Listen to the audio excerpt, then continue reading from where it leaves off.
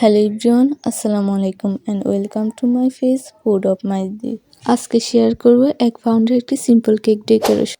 কেকটি ছিল একটি surprise cake.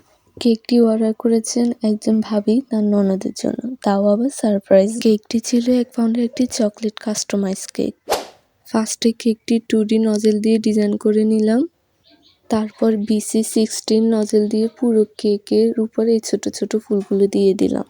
এইবার 5 ব্যাগ ব্যবহার করে পুরো কেকের উপর পাতাগুলো অ্যাড করে দিব।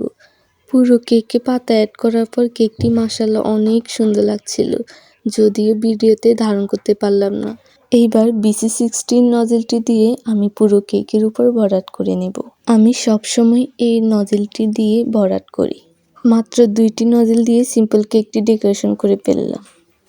আশা করি এই সিম্পল ডিজাইনটি আপনাদের কাছে ভালো লাগবে। ভিডিওটি দেখার জন্য সবাইকে ধন্যবাদ।